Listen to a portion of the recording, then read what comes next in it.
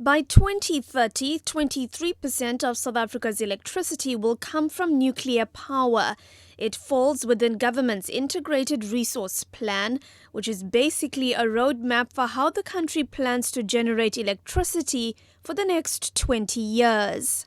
Coal will make up 15%, hydro 6%, and renewables at 42%.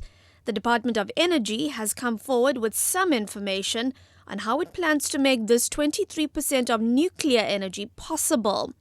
Deputy Director of Nuclear Energy, Zizamele Mbambo, unpacked the outcomes of an assessment of the country's readiness, conducted by the International Atomic Energy Agency. It considered aspects like nuclear liability, waste disposal, skills development, and financing.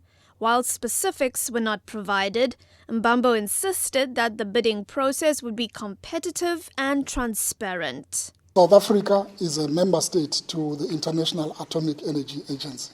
And in that respect, South Africa signed a treaty ensures that South Africa will use the nuclear technology for peaceful purposes. South Africa has signed a safeguards agreement with the International Atomic Energy Agency, which makes sure that we can account for all the nuclear material that is used in the country, that's going out and coming in South Africa. Sufficient systems to ensure nuclear material is not diverted for unintended purposes.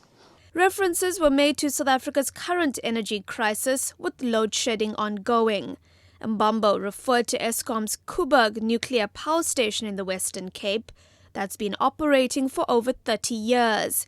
He firmly advocated the nuclear new build program, saying it will stimulate the economy, create massive industries and thousands of jobs, whilst fixing South Africa's energy shortage.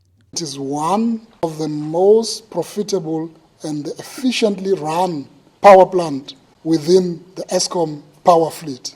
That gives you an existing testimony of the endurance and the case for why South Africa needs to proceed with the rolling out of the nuclear new build. If there is load shedding, it impacts the economy. By the year 2022, it is expected that some of the Eskom aging coal-fired power station will be retired and will be replaced out of the system.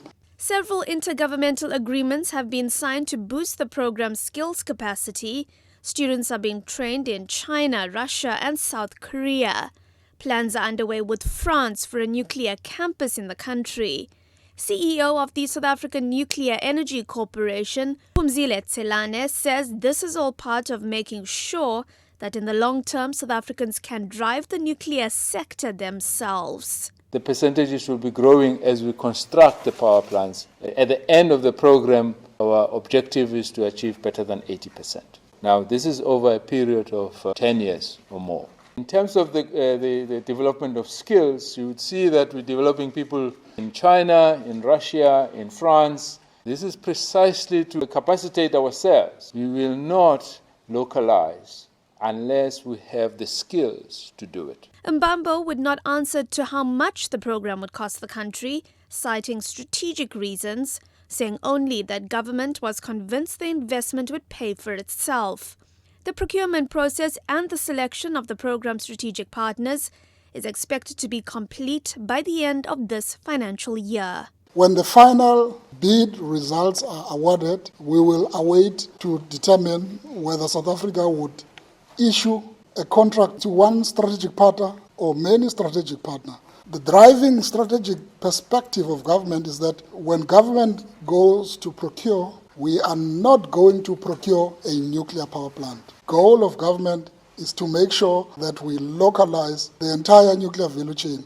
Sites for the reactors have been identified in the Eastern, Western and Northern Cape and in KwaZulu-Natal. Others have yet to be found. The first reactor is expected to come online in a mere 8 years. For the SABC, I'm Minoshni Pillay in Durban.